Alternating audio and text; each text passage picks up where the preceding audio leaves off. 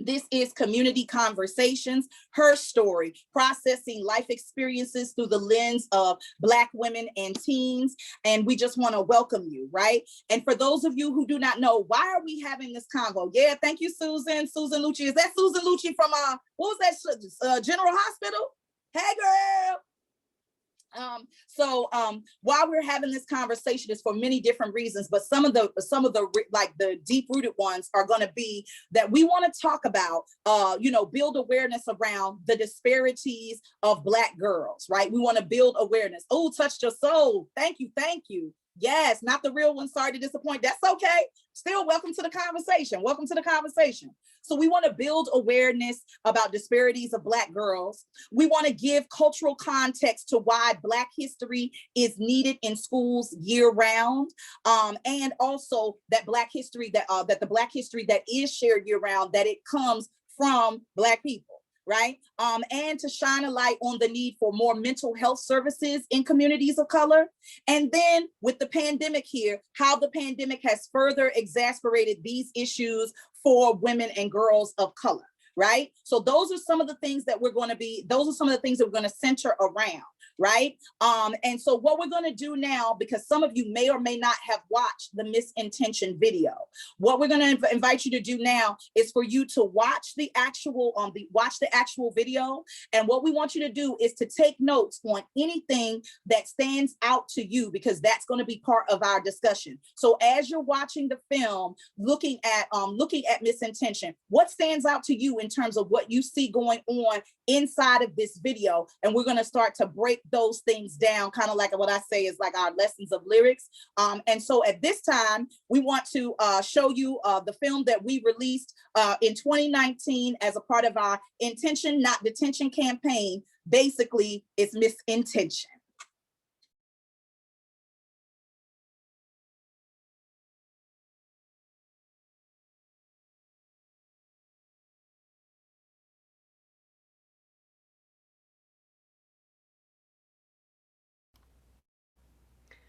Kristen, I think we need the audio. You need to unmute yourself. So many girls, they never give. Carry shame. Being disproportionately pushed away from schools, not because of an imminent threat they pose to the safety of the school, but because they're often experiencing schools as locations for punishment and marginalization. So many girls, they never give. Carry shame in their pockets. Time to heal and reveal how they feel and how to stop it. Many women never give. Carry pain in they lockets. If we heal and reveal what they conceal, we can switch. She's crying out for attention. Your response is detention. What if we stop to listen for a minute with intention? Reveal roots of her pain. Meditate and heal her shame. Music as her therapy. Let her light be reclaimed. She woke up feeling heavy. Her dreams stained with shame from viral videos circulating with her name. From a young man who ran game. Now her friends laugh at her pain. Now her mama says the house ain't clean and she's the one to blame. And now they beefing in the kitchen. Girl, you too wrong, you don't listen. She ain't even had breakfast. Reckless thoughts in her system. Phosphorus in her outfit. It drifts and some lipstick. Only goes to school cause home ain't cool and it's too much to deal with. She's always late, mandated to walk her siblings in the alleyway. She's faced with creepy dudes that be feeling. Without permission, she speaks up. She's a big. Her teacher asks, where's your book report on rugged Kipling? She sucks her teeth like Slim. You know I don't have it. Begins to embarrass her, lecturing on bad habits. She starts spazzing. I leave the class, then you see her in the hallway and label her a hat. She's crying out for attention. Your response is detention. What if we stop to listen for a minute with intention? Reveal roots of her pain. Meditate and heal her shame. Music as her therapy. Let her light be reclaimed. So many girls, they never live.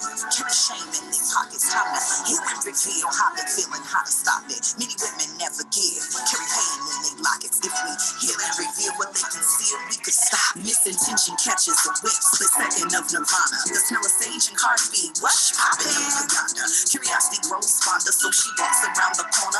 There's a woman meditating and the room feels like a sauna. Greets Misintention with a smile and tells her to come in. She's a little thrown off cause people aren't this welcoming. Looks like there's a lot on your mind and you need a space to vent. Hands her a granola bar and that's how her day begins. Throws on a J-Cole instrumental. Intentional listening when the environment's our music therapeutic position. And in the midst of head bobbing, from afar.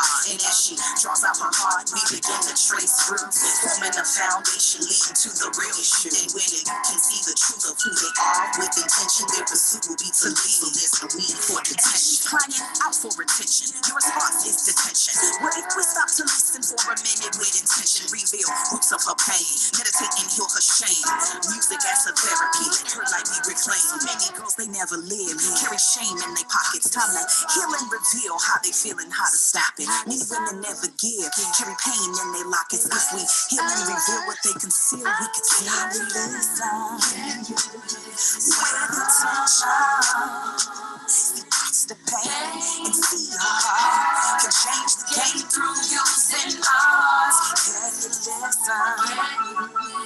Where the tension can shift the shame and heal her heart through the power of the arts. Can you listen?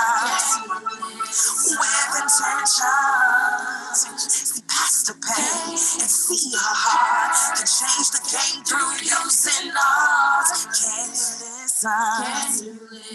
With intention can shift the shame and heal the heart through the power of the arts. Can you listen? Intention, not detention.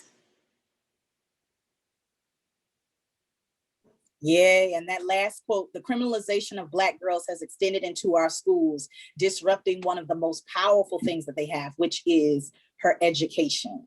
And that is misintention. All right.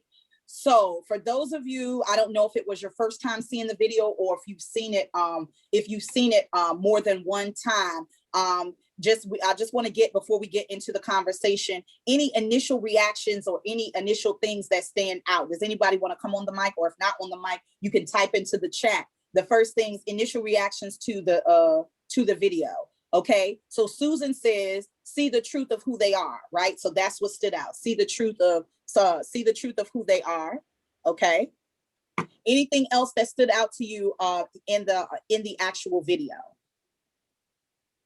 Stuff that jumped out to you. Make space for beauty. Okay, say more about that, Susan. About when you say make space for beauty. And anybody else, anything that you saw like that was like something that you stood out to you, or you feel like is maybe a concern, because we're going to unpack a lot of those different things from the actual video. Okay. Okay. Oh yes, she says. Kimberly says you can also unmute yourselves if you'd like to speak rather than type. The invitation into the beautiful room for circle, for expression, for art, for truth. Okay, she said she couldn't unmute. That's fine. So let's start there and let's go to our panelists real quick. Just in terms of the title of this piece, our conversation centered around processing life experiences through Black women and teens. I want to start with Carrie. I don't know if this is your first time watching a video, if you've seen it before, but for you, what was one of the major things that stood out as it relates to you, or as it relates to just, Black girls and teens? One thing that stood out is as soon as she woke up, she got yelled at.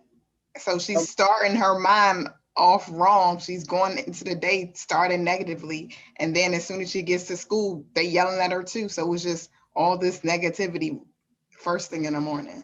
Okay. All right. And so that's a major component. And we'll get into what actually what actually happened as far as when she first woke up. But that's a major component. And we deal with that within like One Common Unity and Fly By Light, is that, how they say how you start your day is how you live your day.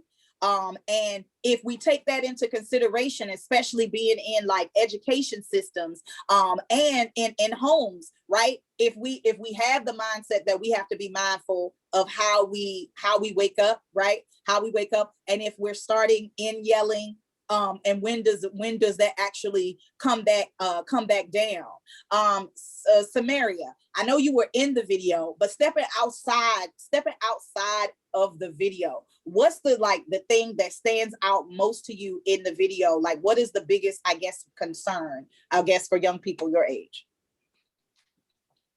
Pretty much the same thing. The disconnection she had with her with her who her mother was in the video. Mm-hmm, So mm-hmm. like, you know, because like you say, mom yelling at you early in the morning. I had experience with that, especially being a Black girl, and that like ruining my whole day. So like, you know, that stood out to me because, you know, I could relate to that part of the whole Okay. video. Okay. And when you, let's say, when you've gotten into conflict with your mom, or, you know what I'm saying, or parent, like in the morning time, take me through a day. Like, what was your day like when you're, you know, like, what kinds of things do you remember happening when you got to school? Well, it was more dramatic in middle school than it was in high school. But for middle school, I would literally hold my tears the whole car ride, and then I would like bust out crying during like in the middle of class, and then I would have to be like, I had to like go to the bathroom to wipe my face. You know, so. Dig it. And were your teachers, or was anyone aware of what was going on with you? Not really. I mean, I know my friends were because I would tell them a lot, but you know, with my teachers, they would just, you know, make sure I was okay. They just asked if I was okay or not, and if I said yes, they said okay. But if I said no, sometimes I would say no. But if they say no, they would just ask if I needed to walk, because you know they know I didn't like to talk much about like, you know, my, you know, anything. I didn't really like to talk much about me. Okay, so you didn't really like to talk much. And so, Carrie, in thinking about that, one of the things that you know, why we have mental health services in, you know, inside of schools, have you experienced clients, students that have experienced this particular situation where you know, they've been yelled at and they haven't had any time to process that? And if you've had students who've had that experience, what, like, by the time they come to you, what, like, how do you help them? You know, how do you help them process this? I've definitely had that experience. A student can get into conflict, like you said, at home or on a bus, walking to school. One intervention that my school had for me, they had me meet the students at the door. So as soon as I see that the person was not in a good mood, they could come and talk to me before they even go to class. So to try to calm them down, start them in a right frame of mind, so they'll be open and ready to learn. Now, when we talk about this, since we're going to stay on this, when we talk about the complex history of Black women, Black mothers, and Black daughters relationships, there's a lot that I grew up in. My mother's from North Carolina, and she grew up with 12 other brothers and sisters. So there was 13 of them. And so historically, one of the reasons that makes this so important, like within the video, is that historically in my family, you know, my family came from like a lot of children, you know, in the home, right? Which meant that there were a lot of, you know what I'm saying, that there were a lot of past responsibilities and not necessarily a lot of room for like I love yous and warmness and things of that nature. Like, so I have one daughter now, right? And so I have the time and capacity at the moment to like make sure that I say I love you every day.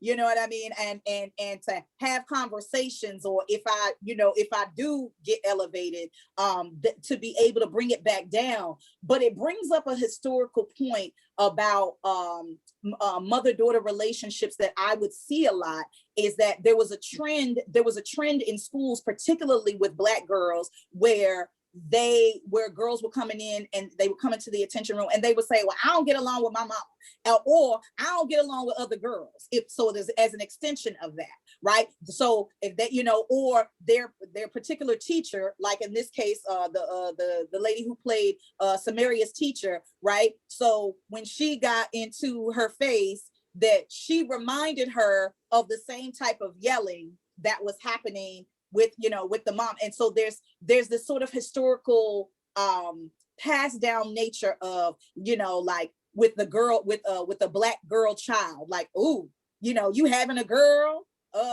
you know, that, you know what I'm saying, you having a girl, well, I feel bad for you, because when they get to be a teenager, oh, it's gonna be bad for you, right? And so when we pass that sort of thought process down, how does it affect how we, you know, how does it affect how we show up?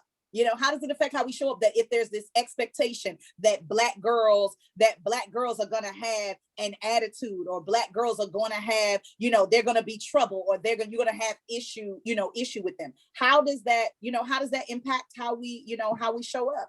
Let's start with Samaria. I'm sorry, can you repeat that question? What was the question? So basically saying that, you know, since with the passed down history of people's, you know, having this sort of like stereotype of black girls, and Monique Morris talks about it a lot in her book Push Out, right? That there's this sort of like the topic, right? The topic that black girls have, you know, have attitudes, and this is the reason why they get in trouble in school, or, you know, or they're gonna be trouble, right? So if that information gets passed down from generation to generation, how do you think that affects a girl and how she thinks about herself, a black girl in particular? That affects a girl extremely negatively, because, you know, stereotypes still become true. Because if you tell a girl like all the things that you said, like she'll be loud when she become a teenager, she'll be sassy and all that, she will become those things because she's been told that she was those things like pretty much all her life. So, you know, and then that will like be passed down to more generations, because like since she believes that about herself, she'll be telling that to her daughter, saying, oh, you just like me, so you're gonna be just like me, sassy, you ain't none, you're gonna be ratchet, you probably won't even finish school like I did, something like that, you know. Just Thank you. Yeah. Carrie. I agree. It is like a self-fulfilling prophecy. And going back to what you said, sometimes when women grow up in different households that maybe are not as affectionate or complimenting, they don't pass that on. So it's like we have to retrain our brains to show gratitude, show love to our children, to students as well, to sort of break the cycle. Right.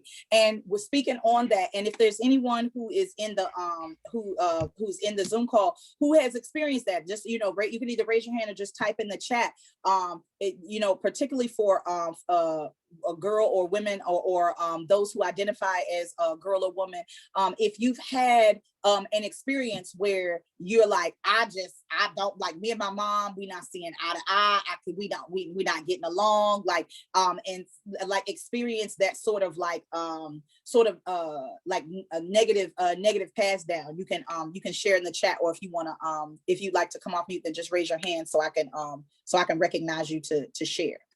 And what that makes me think about when we talk about, we've been talking about the idea of pushing Black history as part of curriculum, right? And in terms of understanding like Black history and curriculum, and understanding the complex relationships that Black mothers and daughters have, one of the major ones that people miss oftentimes is that Black women for a long time did not have agency and, well, for lack of a better word, I'll say ownership, but you know, that's not the term I mean, but lack of agency and ownership over their own children.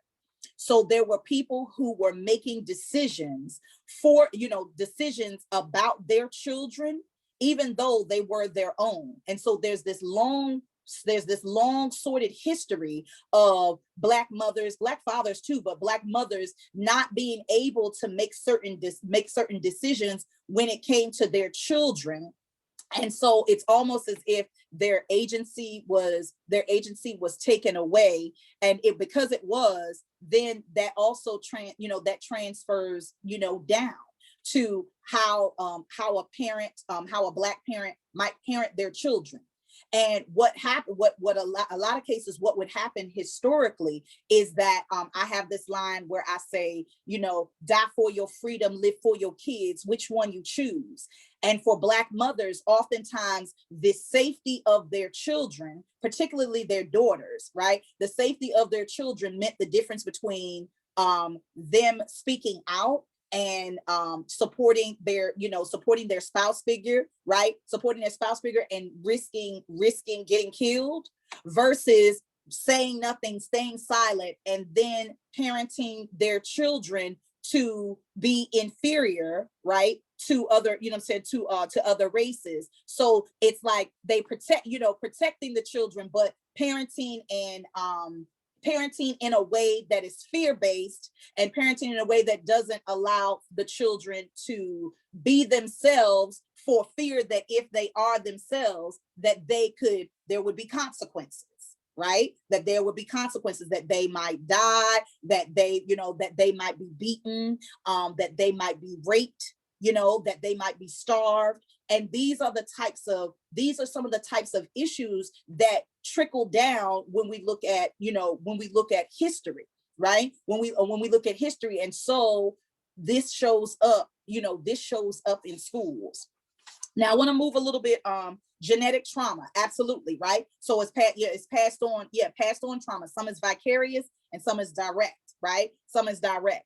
So as we're talking about it, so right, so we notice the first thing that happens is that she wakes up, and she before she's yelled at, she's actually looking at her phone, right? She's actually looking at her phone, and the reality of why she's looking at her phone is because there's a viral video of her and a young guy that went viral, that he posted on social media, of an intimate act of the two of them.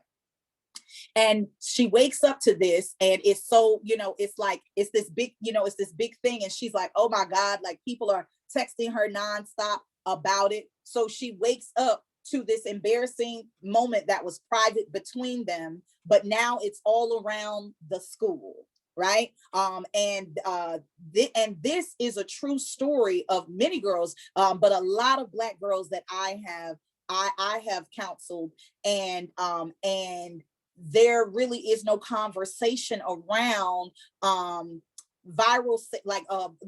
online safety, you know, online safety, or, you know, those types of processes. So with that being said, let's talk a little bit about Samaria. Can you tell us a little bit about like the kinds of things that happen online, you know, for like the kinds of things that are, you know, happening for young Black girls online, where they're being either exposed? Can you talk about that?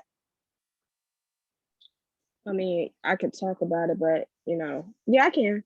Because, you Okay. know, there's actually a lot of videos that I've seen, especially for like girls that people that I know, like some of my friends say that, oh, that I knew this girl, I went to middle school with this girl, and they've been exposed, you know, now they like getting like, you know, people texting them left and right, you know, and now I see stuff on like their stories talking about like some suicide posts, you know, cursing people out. And then like not only do people get exposed sexually, but sometimes they're also embarrassed, like, you know, when like fights get viral, you know, girl fights get viral as well. So, you know, that's also kind of sad. And oh, here's one thing. Here's one thing I always notice. Every time a video gets viral, a sexual video like that gets viral, the girl always gets the heat, whether she posted or not, whether if the boy posted or not, she's always the one who gets the heat. She's the one who always get called, you know, all the feminine slurs, and you know, the dude, he gets praised, you know, his masculinity is, you know, through the roof now. So, you know, I mean, of course that's obvious, but you know, that always has to be brought up. And in the video, that happens for your character, right? So for your character, it's, you know, you leaving home, and there's a host of things that have happened, but once you're on the way to school, this guy approaches you, and you reject him, and then he calls you the B word, right? He calls you the B word, and that's his response to what he feels is rejection, right? Let's look in the chat. It says, Samaria, has there ever been social media etiquette in your school? Yeah, so like, you know, like it's because we know that this happens, right? And so for people listening too, like this is a big thing amongst young people, but particularly young Black girls, where sexually explicit videos, fight videos, they go viral on these major sites and cause not only public embarrassment, but also it paints a lens of that. It paints a lens that when, you know, one Black girl like when there's this one Black girl and this situation that happens, and then it paints a lens as though this is who Black girls are, right? So Samaria, is there anything like that? Like like in your school, has there ever been like a social media etiquette? Do y'all have any types of things where they sit young people down and say, what the do's and don'ts while in school with social media?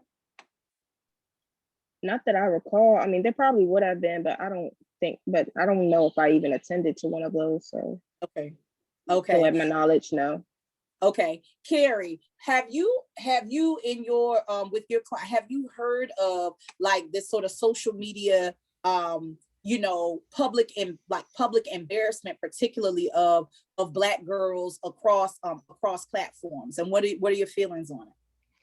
Yes, there were several, I don't know if people still use the word beef, several online beefs that spilled into the school, and it was all because some video posted about somebody, or something in Snapchat, or a text conversation. So social media really does bring light to a lot of conflicts. Unfortunately, a lot of people are more bold on a cell phone or the computer than they are in person. And that also creates conflicts, because you can say whatever you want to on a cell phone, but if that person tries to confront you in person, it normally results in a fight.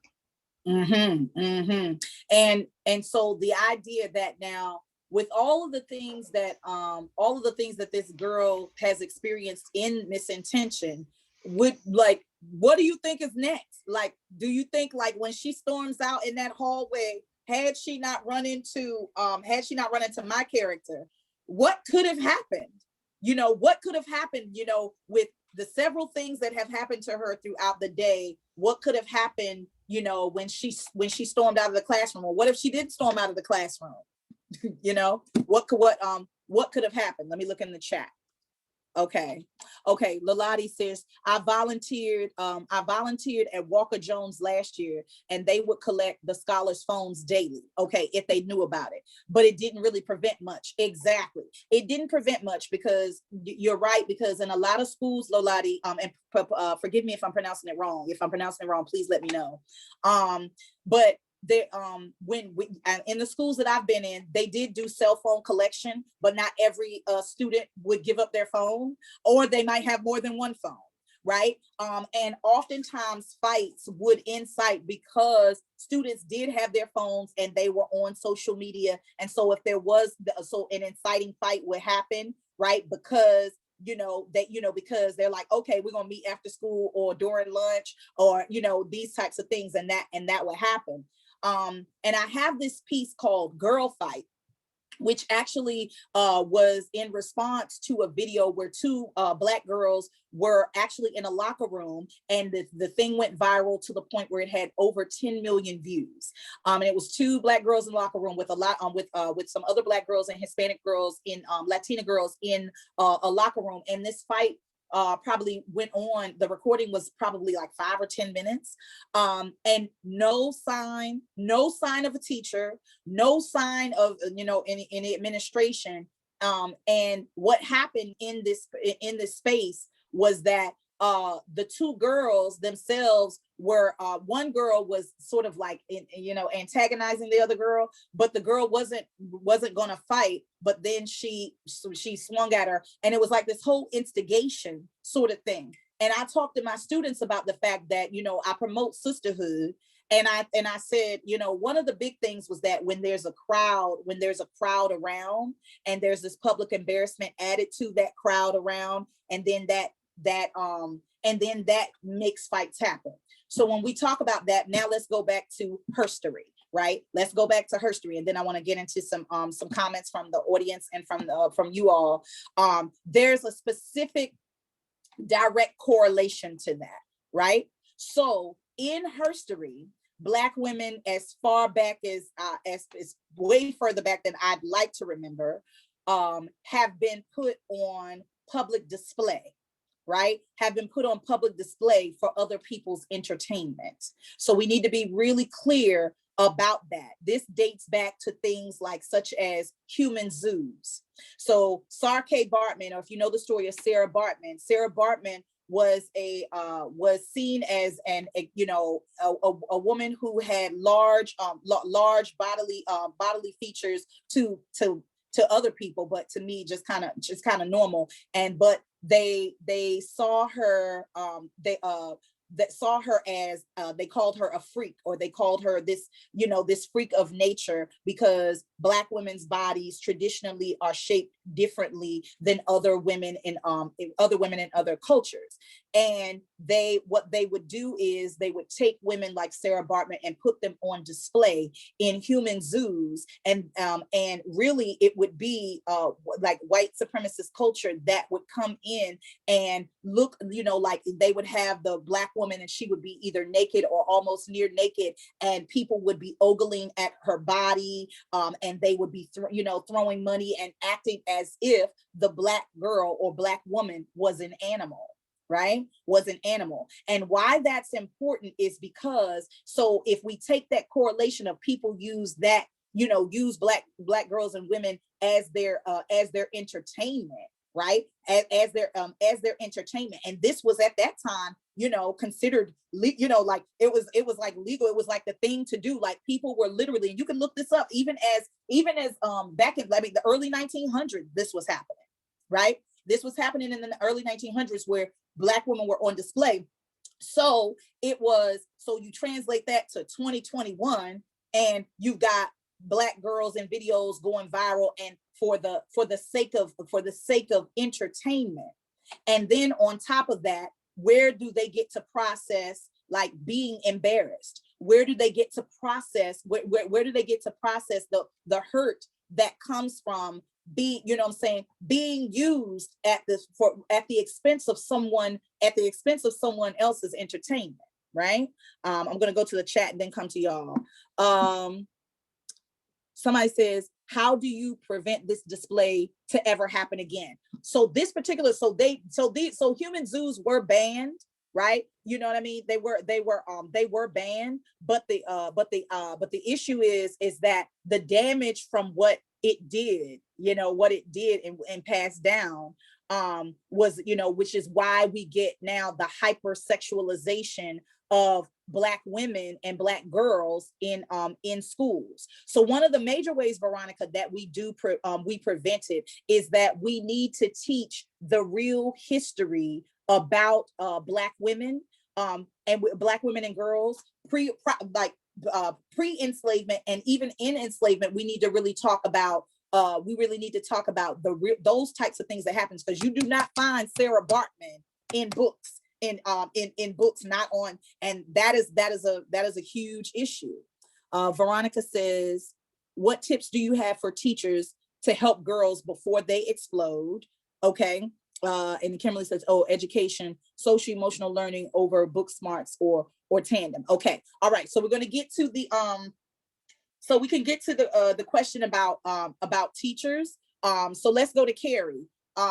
So they're asking in the chat. So when all of these things, like when these things are happening, public embarrassment, getting to a point of anger, and before so what are the things that can be, what are some helpful tools for teachers that they can help with before girls get to this level of blowing their top?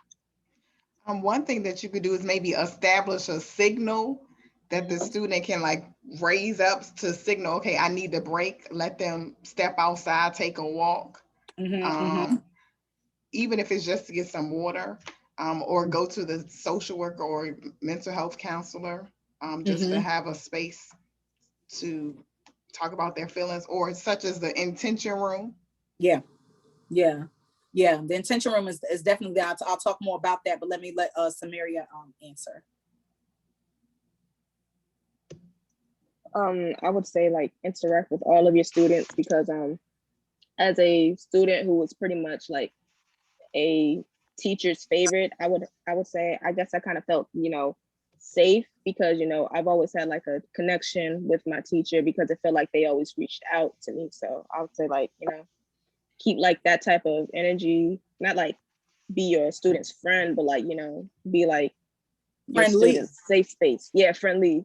Yeah, Something like I dig it.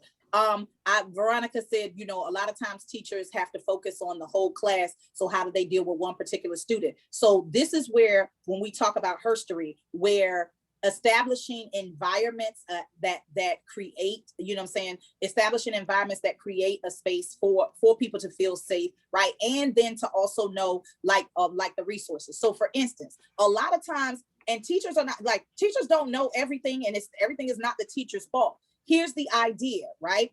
Like where teachers have to work in tandem with the resources in your school. So in the intention room, we work in tandem with a lot of the teachers. So the intention room is a space for like students who are like, let's say they got upset in class, or they did need a break, or they needed to de-escalate, or when they got to school, they were not ready. Right? Like they were not ready because they needed to process things. Like maybe, you know, a lot of our students are dealing with, you know, somebody just got shot, you know what I'm saying? Somebody got killed. Like I said, girls outside just got sexually harassed. And, you know, you walk right into class and you're not ready. You know, it's like, wait a minute, let me get my bearings together, right?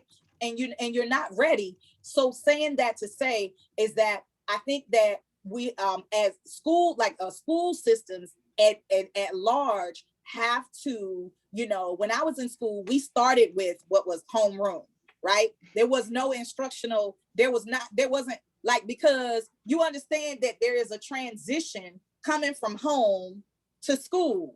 And so the first period, which I guess some people would like, you know, advisory, but advisory doesn't always deal with the actual personal development, right? And so I would say in that personal development, social emotional techniques, especially when you have students first thing in the morning, because they are coming from so many different places, right?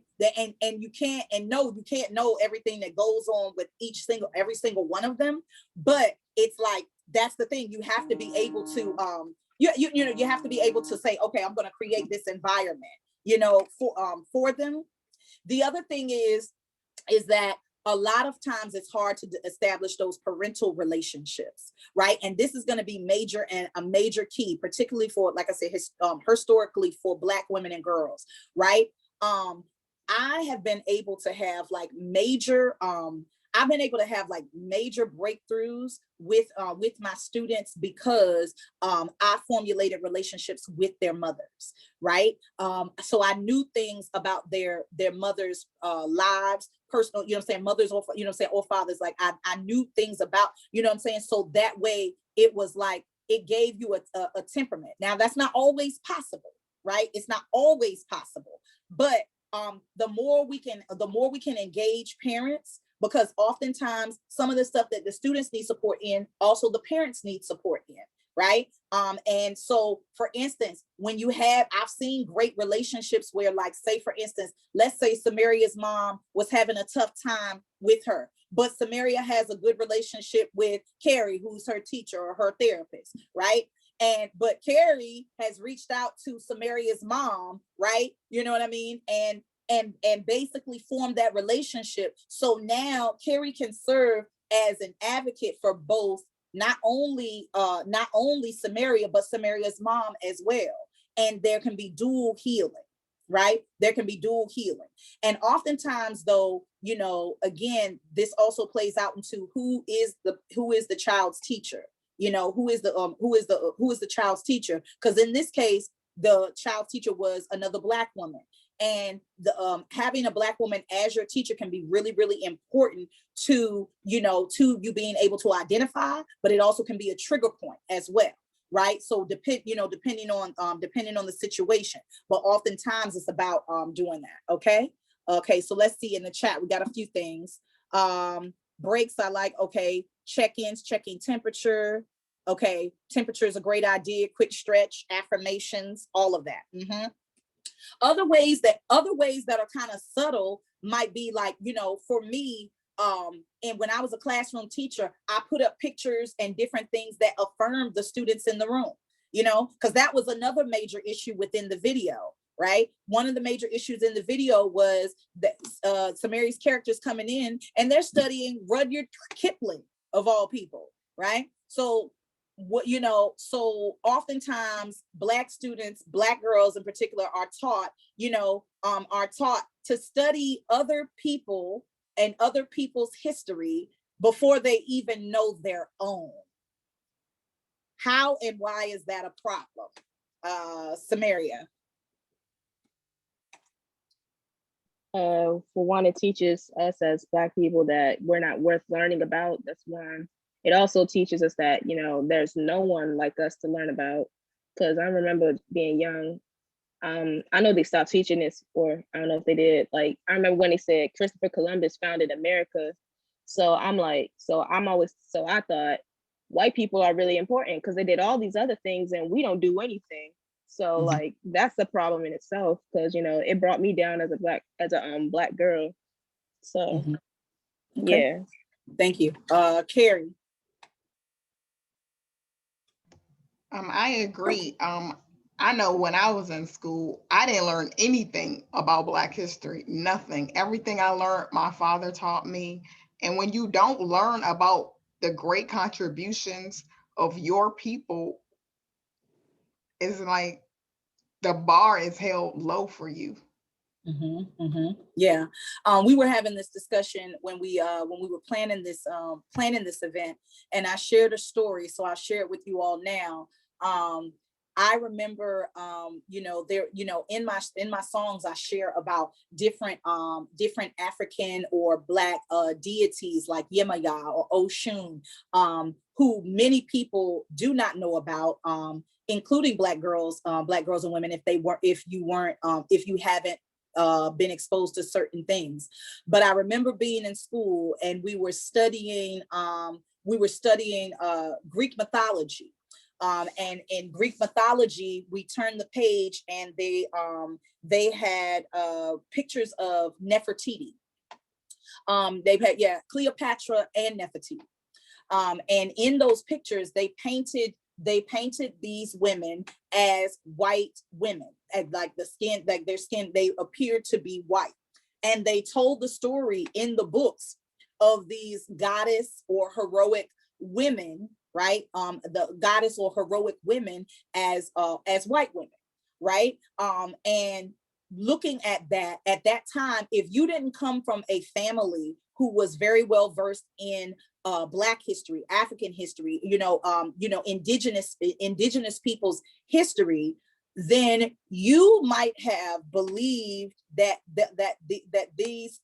these people came from Greek culture, right? From Greek culture, and that's a huge problem that we're teaching in schools. Oftentimes, inaccurate information, right? And who's deciding what information is important and what goes into books. But really, it's about the psychology of what is being affirmed and reaffirmed to Black girls, to the point of, are we teaching anything in schools that is compelling to Black girls that would make them engaged in a classroom, right?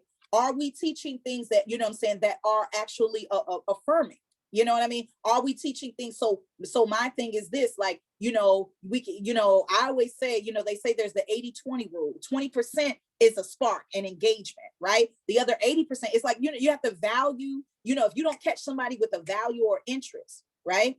So if we're teaching subjects and we're continually teaching subjects that don't embrace cultural context for Black girls, how do we expect them to stay, engaged in school?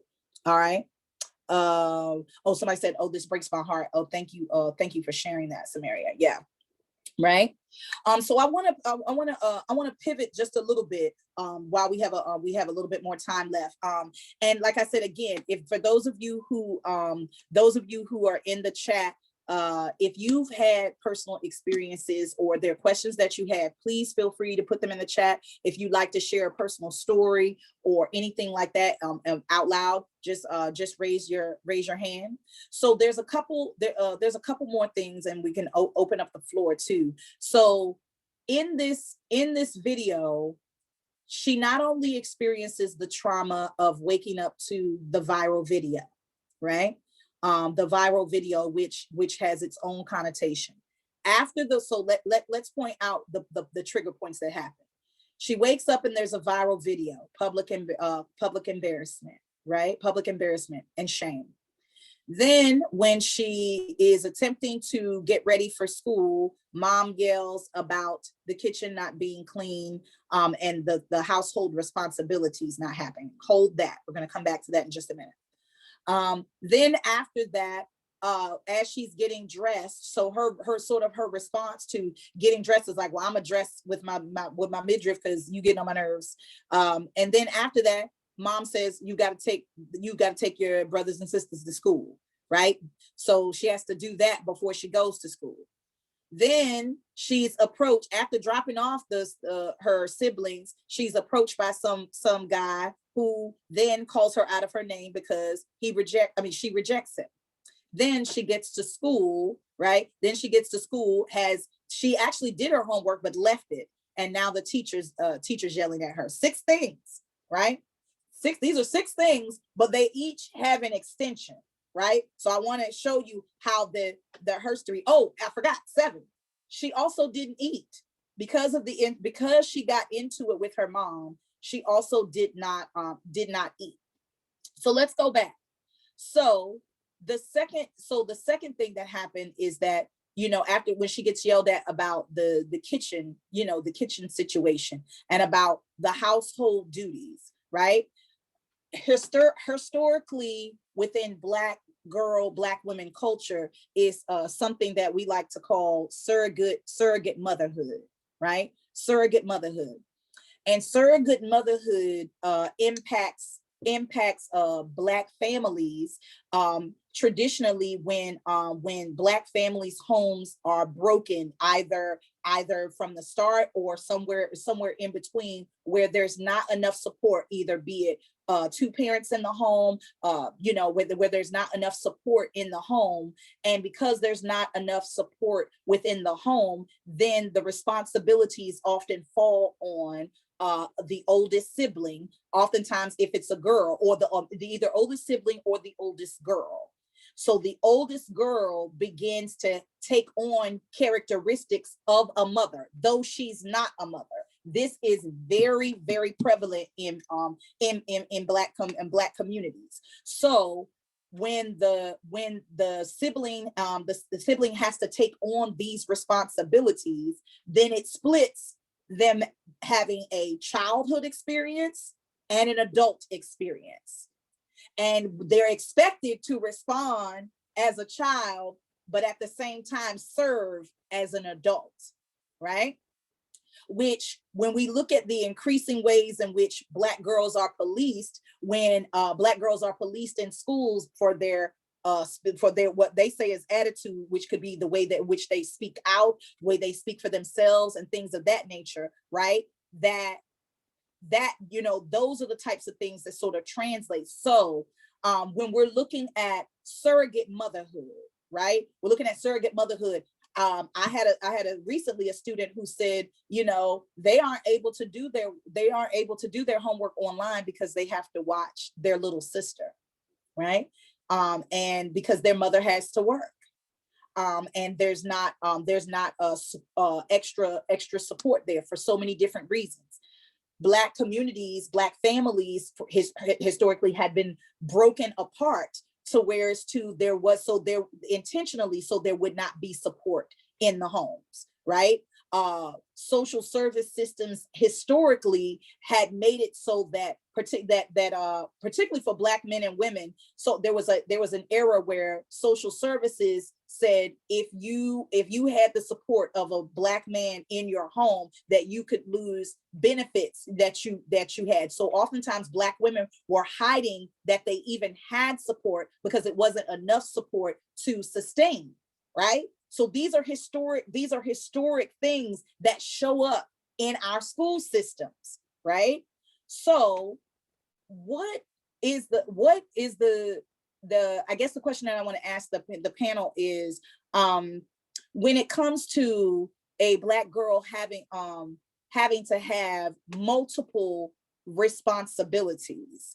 If this were you, and if let's say, have you had the experience of surrogate motherhood, or if not, how do you think that impacts someone who has to take care of their siblings or work a job or somehow support the household, and they don't just get to be a child? Karen.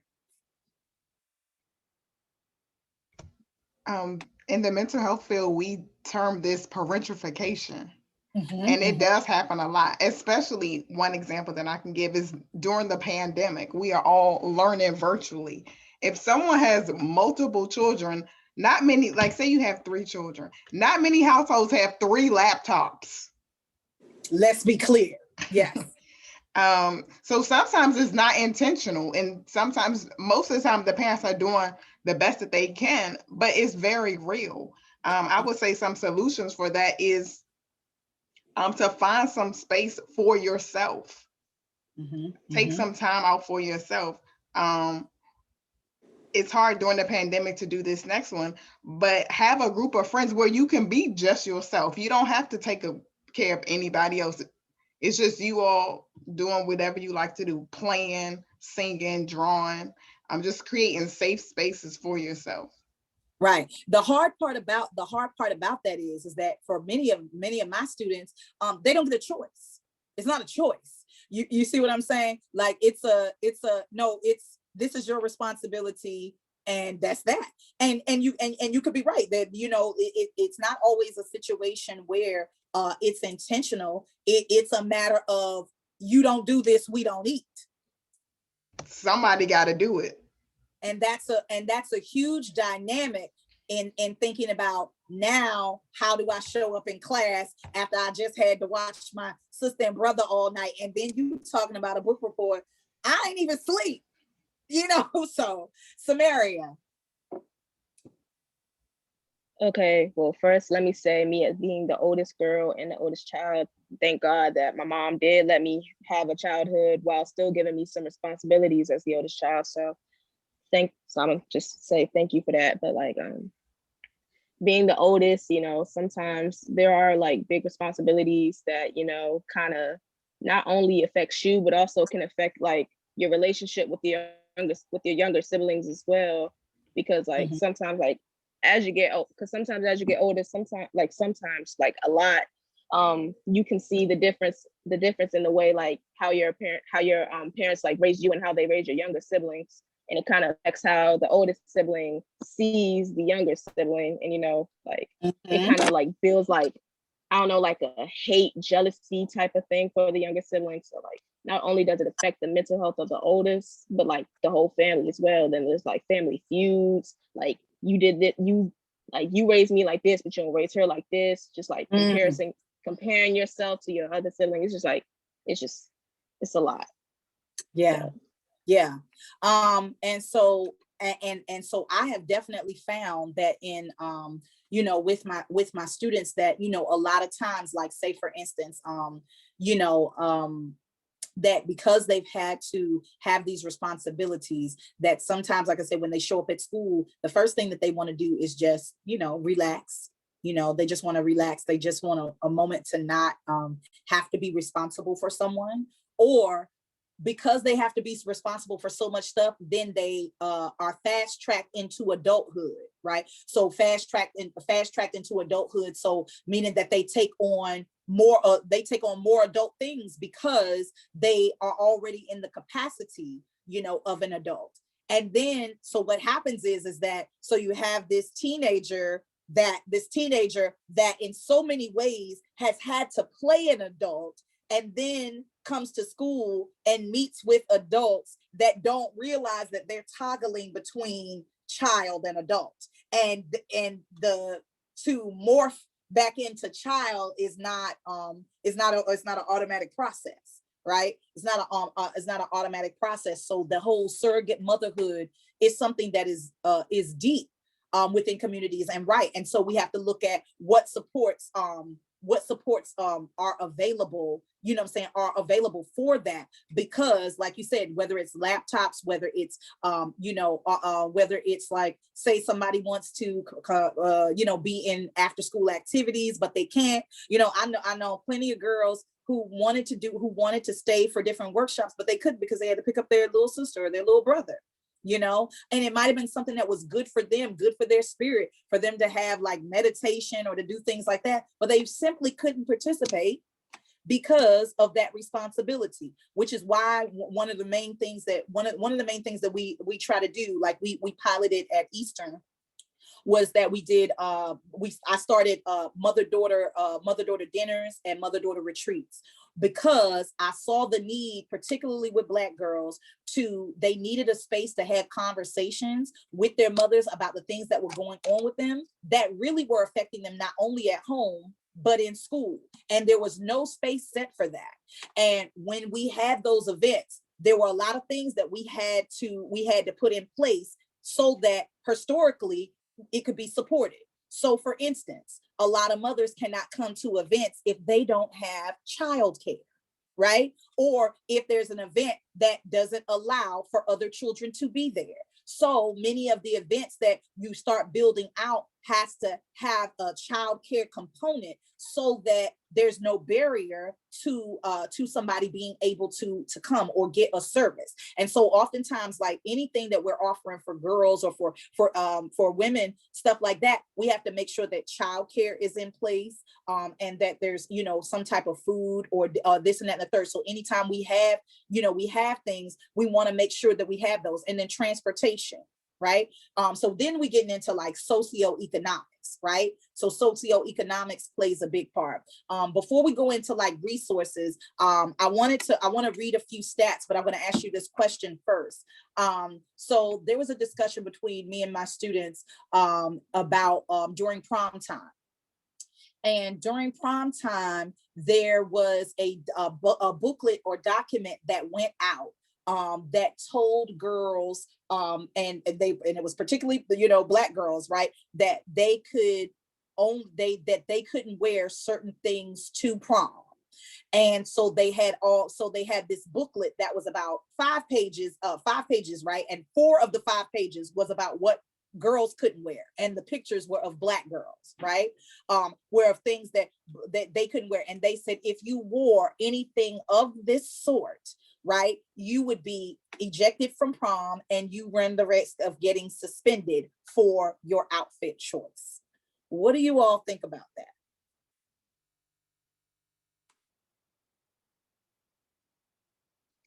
Either Samaria or Carrie, you can take it.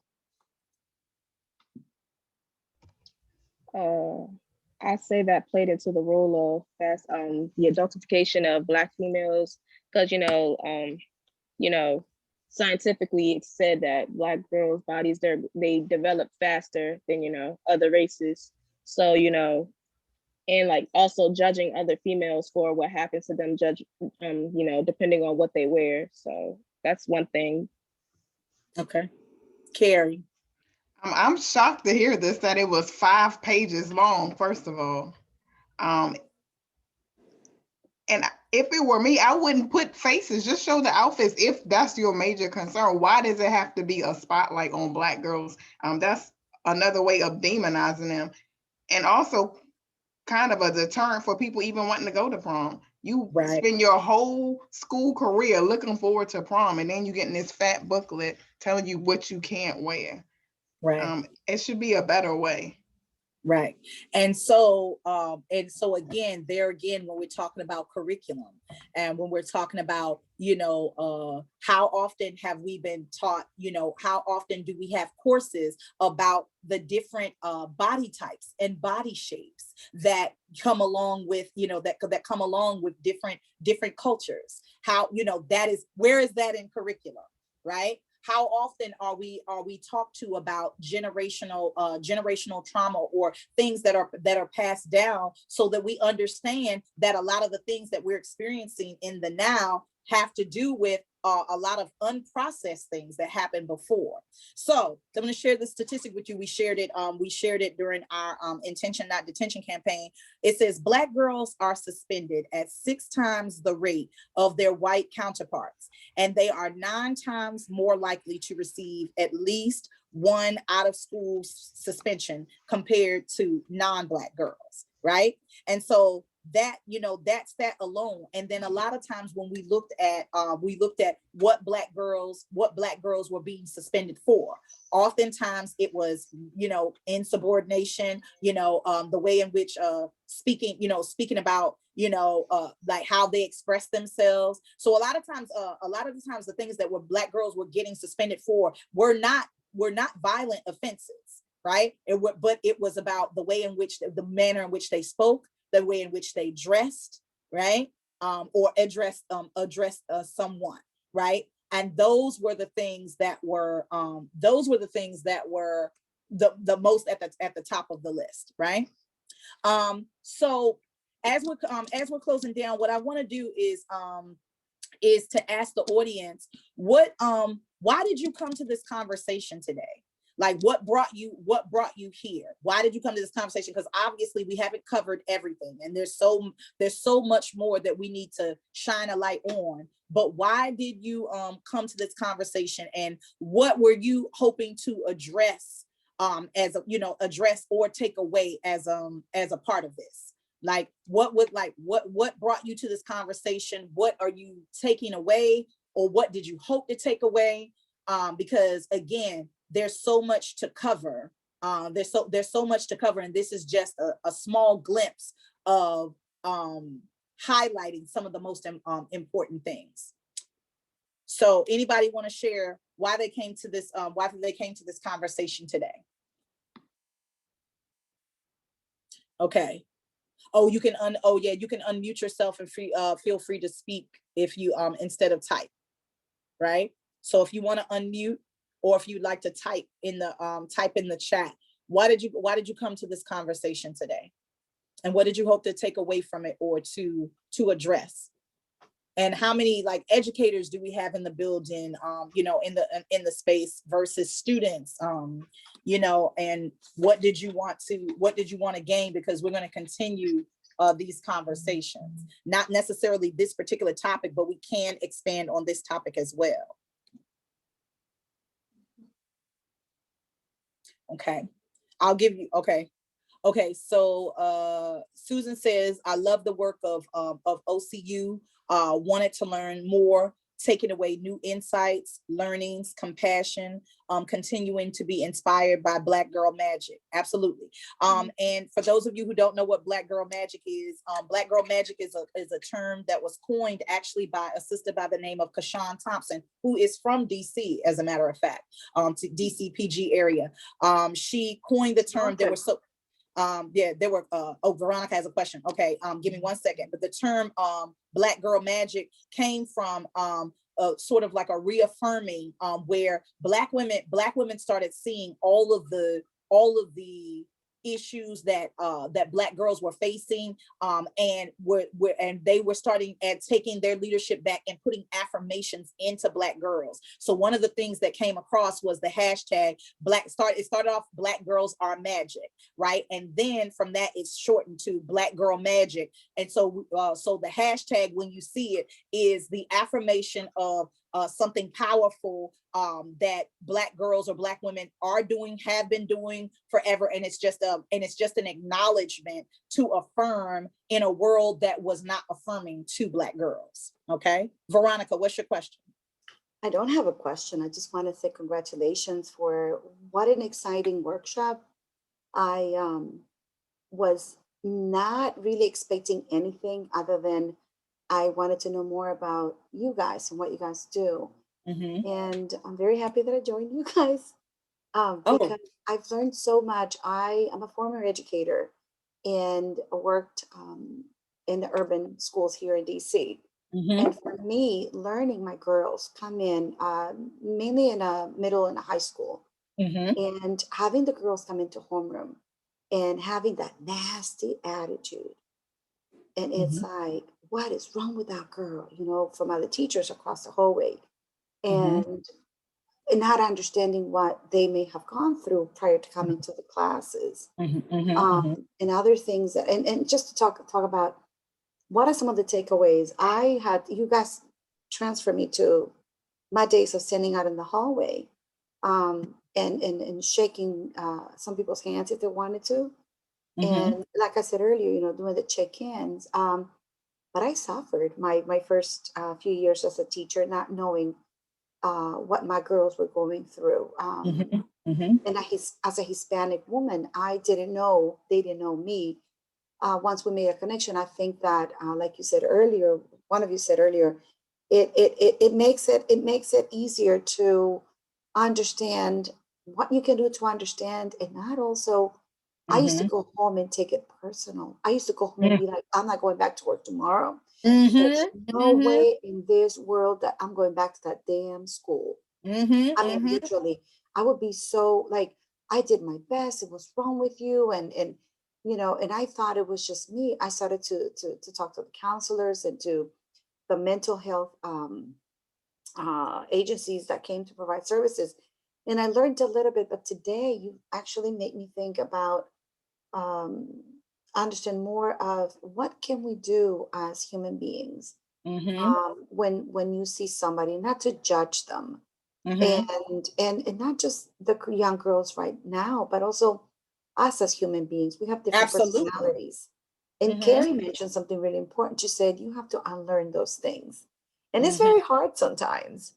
Yes, And you just have to absolutely. try every single day. So I wanted to say thank you so much, and I'm gonna be quiet. Oh, absolutely. Oh no, thank you. No, thank you for sharing that. I want to offer something. I want to offer something to you. So we want to be careful about stereotyping and framing when we say, and I know you didn't mean it, but I just want to, I want to add to it, just to add to it. So when you said nasty attitude, right? So what we have to contextualize in terms of her story, right? So, and this goes back to statistics, right? We could have a white girl student and a black girl student to say the very same thing, right? We could say the very same thing minus one or two vernacular, but pretty much the same, right? And the perception of what the black girl student is saying to what the white girl student is saying is seen different, right? It is seen, it is weighted heavier, right? And what that comes down to is cultural context of understanding how someone from each culture expresses themselves. And that doesn't mean that black girls are all the same and they express themselves the same, because that's not true. But what it is saying is that this also ties into, and thank you for sharing about you understand, like coming from different cultures, right. Culture is a huge understanding. One of the reasons why my daughter in particular is in an African centered school is because I know all of the vicarious trauma that has come from black girls in particular, having their first teacher beyond their mother or father being a white male or a white female, particularly white females, right? There's a historical culture for black girls where they experience internal trauma, oppressive trauma, simply by being taught by a white woman. Does that mean that white women should not teach? By no means am I saying that. What I am saying is that when we're talking about identity, when we're talking about affirmation, when we're talking about students showing up in an environment that is warm, that is inviting, that is affirming to them, if that has not already been established, right? If that has not already been established in their homes, then we are creating more trauma, right? We're creating more trauma when they don't have people who look like them teaching them about, not only teaching them about themselves and understanding those cultural contexts, those cultural contexts, right? And so, like, for me as a black woman, if I were to walk up to a group of girls and they were expressing themselves in certain ways, it to me, it doesn't, to me, depending on what they're talking about, it, like, from a cultural perspective, I don't see it as anything but them expressing themselves, right? Where somebody else might say, oh, they have an attitude or they're aggressive. And it's like, no, they just talk like that. That's how they talk. You know what I'm saying? And lots of people, you know, like I'm a person who speaks with my hands, right? If you're not culturally raised, steeped in a culture that understands that traditionally, not all Black people, but some Black people, particularly Black women, speak with their hands when they talk, right? Then if you don't know that, then you could label that as threatening. You could label that as violent. You could label that as many different things, right? Without having a cultural context to understand it. Okay, well, what is it that what is it that you're saying? I might not get it, but what are you actually saying? So we have to be very careful about how we decide on, those particular things, because those statistics are out there where they're the comparatives of, students speaking up for themselves sometimes is looked at as upstanding and bravery and advocacy, right? You know what I'm saying? But then when it's a Black girl speaking up for herself, it's getting arrested, getting arrested for insubordination and things of that nature. So thank you for sharing that. Just want to look at the comments. I know that we're running out of time, but I just want to share what was in the chat. Let's see. Shardia says, I know these topics are important and I wanted to hear what everyone had to say on these topics. Michael says, I came to listen and learn. I'm taking away how deep trauma is and how healing happens. Okay. Susan says, thank you for that HERstory. So to give historical context to that real quickly, HERstory is also another reclamation from Black women. Black women, in order to reclaim our own stories, because his story is just what that is, his story, right? And what we recognized was that a lot of the real history of Black people was left out of his story, and particularly about Black men and women. And so for women, the reclamation was saying her story, which is particularly directly derived from Black women, about telling about our stories, our stories from our lens and our perspective. So that's where HERstory comes from. These are things that need to be taught, right? Taken away. Okay. I'm also taking away new knowledge I have of surrogate motherhood. And I learned about the new information I have of the different traumas we have in Black communities. Teacher education is paramount for how to connect with students in the historical and correct way. And yes, okay. Yeah. Yes. And yes. Teaching. Yeah, that's absolutely just necessary, right? That's necessary. And for me, one of the things that I propose, I don't know if it's going to happen in our lifetime, but I propose that the first quarter of school not even be graded. That the first quarter of school should be a semester. It should be a semester of not even, I don't want to say pass fail, but the first semester should be about personal development. You're right. Personal development and cultural development within the classroom. So before we get to teaching anything, right, spending time with what kind of relationships do we want to have, in the school? How do how do we want to move? Getting to know the students, getting to know the students' parents.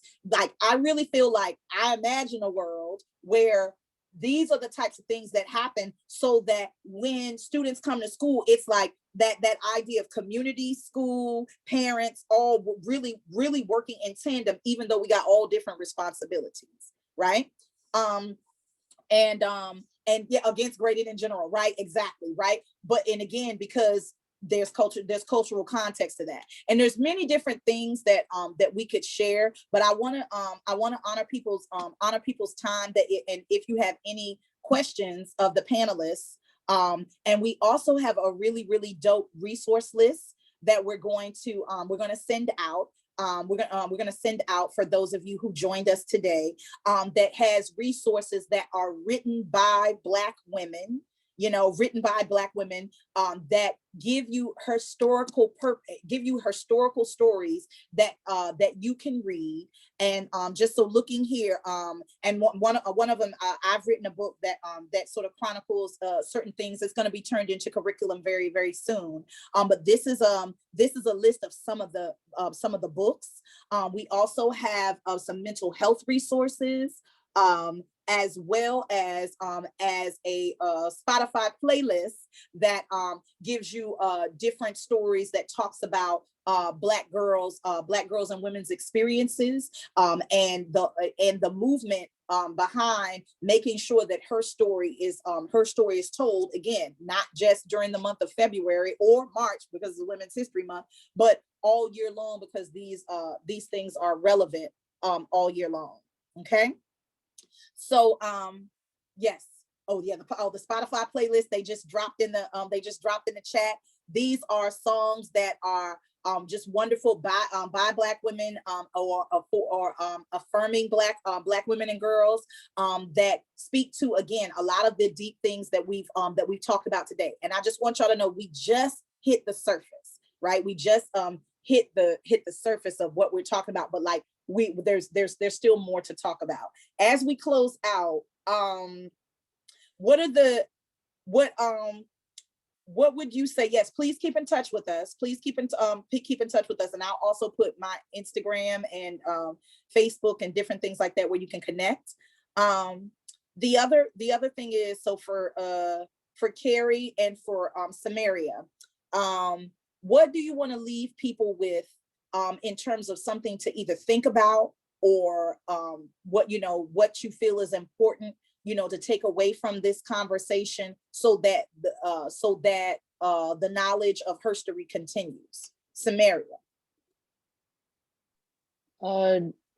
Healing for what us as a community, not even just as as women, but us as Black women, we need to start healing together, so generations will become better and we can build ourselves to be stronger, so thank you. Carrie. One word that sticks out to me is grace. Give yourself grace and give others grace. Yeah. Dig that. We couldn't possibly cover everything, but like I said, some solutions that we do have is that we do have the intention room that we do inside of schools that offers alternatives when students need to decompress, when they need to process, and our goal is to have more schools that have intention rooms that give space and moments for students to be able to process through the things that they're going through, so that, because if they can't process the things mentally and their mental health, it's gonna be hard for them to excel in education. We definitely do mother-daughter retreats and dinners. We have mental health resources, and you'll also get that resource list. Right. And lastly, this will not be the last conversation. OCU One Common Unity is going to have monthly conversations. So stay tuned for what the next topic will be. If you are interested in this topic and want to continue the conversation, please be sure to contact us. Right. Please be sure to contact us. And if you want to support OCU's work, there's links in the chat. And as we close, I want to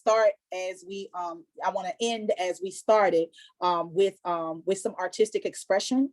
And so I'm going to ask Samaria to close us out with a piece. And we're just really grateful and thankful. And if you have any last comments or questions, please just drop those in the chat. And we'll make sure that we get out the resource list to you as well. Okay, so thank you so much for joining us for Community Conversations, and we thank you for your ear and for your contributions. And there'll be more. So I'm gonna kick it over to Sam E. So apparently this song is a favorite, so not only for me but also Miss Princess as well. Yeah. Yeah.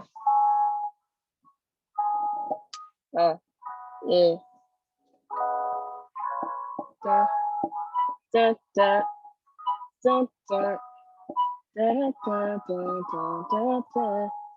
da, da. Okay. At this point, on the board in minutes, face and start a conversation. We lay down and stare at space, then we start debating about my existence. While they stress about distance, I've been distant. Can't be an extrovert. You see, I'm an introvert that never hurting me. And meant to rip back his pain off. When it's all done, I ain't taking off. I'ma stay right here. I've always been right here. writing songs. And I've been feeling this lonely for like a year. You can't even handle a month. 4 weeks of no sleep, just for the pain. Yeah, due to too much stress and depression, too many patients. Now I'm just starting new love. I had enough of that stuff. Too bad for me because I care too much. Yeah, I care too much. Now I'm just over it. Girl, I am over it. I'm just over it. Like, you know that you were not over it. I'ma just lie to say that I'm over it. You knowing that I am not over it. I'm over not being over it. I'm tired of not being over it. I'm over it. I am just over it. Yeah, I'm just over it. At this point, I'm talking to reasons so we can spend time alone. I'm hanging with D&D, so I might not pick up my phone. My phone's speaking to me, although nobody likes speaking to me. Used to having no friends for like 90% of the week, and that it's not for the weak. I'm just speaking honestly. So I spend most of my time in a dark room because that's where I feel most at home. And now I get annoyed by every phone call because you don't call until you get 4 weeks of no sleep. You just overthink things due to too much stress and depression. You ask too many questions. Now I'm just starting your love. I'm never enough for that stuff.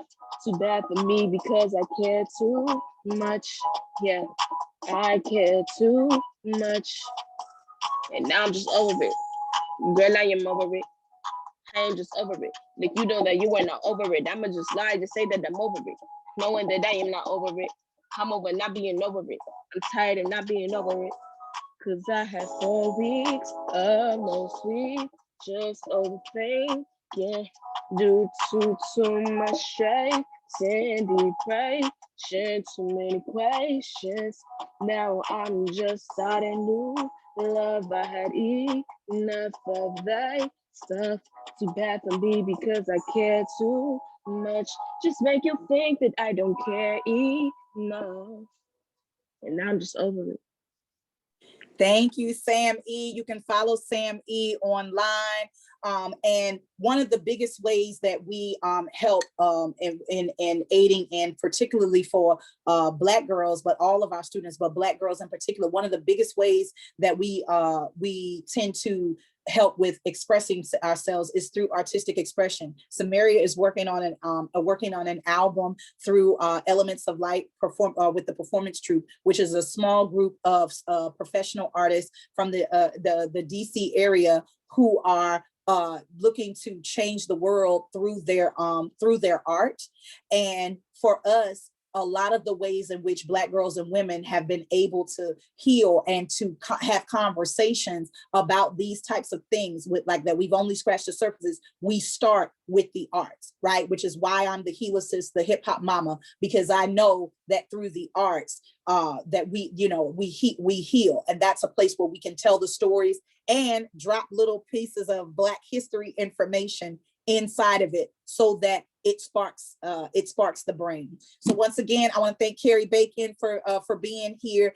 You can definitely contact Carrie if you're looking for mental health services for your students or for a young person as well. And contact us if there's anything that you want to further have a conversation about. But thank you so much for joining Community Conversations. Y'all have a blessed evening, and we'll look forward to seeing you at our next event, February 25th.